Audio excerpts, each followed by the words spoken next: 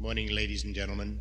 I'm going to turn the meeting over immediately to Mr. Zygmund Dobbs, who has been kind enough to arrange the program for this morning. And he, I think, probably needs no real introduction to you people. He's been here at the rally before. He's been very helpful to us. In fact, he's responsible, I think, for quite a few of you people being here this time. He functions on Long Island as a base, but he covers the country pretty thoroughly now. And he's known to most of us for his outstanding work in the preparation of the 2 volumes of Keynes at Harvard and The Great Deceit. He is an expert in the field of research on those particular subjects that interest us very considerably. And while I think he's not taking too active a part in the program himself, he is going to be around, and you will have a chance to talk with him. And he will be on hand again tomorrow morning with another program of interest here in the ballroom. Mr. Zygmund Dobbs.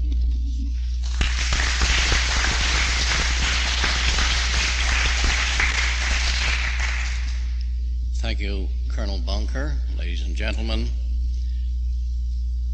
Of course, we started a little bit late. When I look at this particular audience, I'm never discouraged by small audiences, because historically we know that back in 1883, 12 people met in a small meeting, and they were called Fabian Socialists. And of these 12 people, they elected a committee, executive committee of 3, and took up a collection and collected the equivalent in American money of a treasury. It amounted to $1.89. And in the course of time, with strategy and application of devious tactics and so forth, they've managed to rule the British Empire through the Labour Party at different intervals. And so it shows you what small numbers of people can do. Of course, they work for an evil purpose, and we are here for the exactly opposite reasons. Now, this morning, we have 2 gentlemen, Dr. Hale and Dr. Darling. Dr. Hale I'll introduce him first. He is a gentleman that I met the early part of this year when I addressed the convention in Dallas of the American Association of Dentists, and Dr.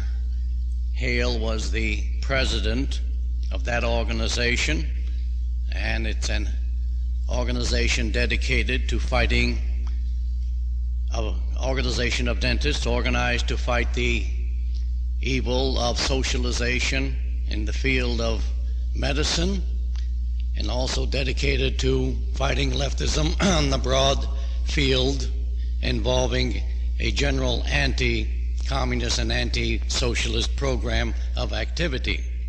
Dr. Hale comes from Amarillo, Texas, and he is very active in a broad spectrum of activities involving his local community, his state, and is engaged in matters of studying and organizing his particular following in that part of the country on a broad program of combating leftism, not only in the field of medicine and dentistry, but in other political issues as well.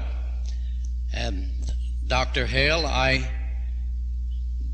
suppose I could take up a half an hour in describing to you the various elements of his activity. He's been the most active person, has organized a tremendous following in his part of the country, has been in charge of forums, has organized lecture series throughout the Panhandle section of Texas, and has been a muddy bulwark in that particular part of the country.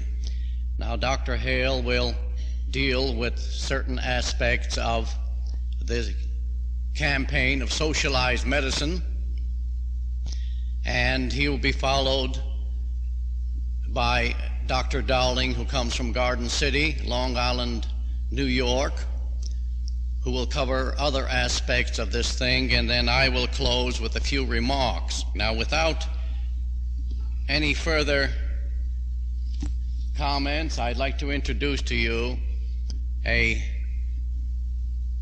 tall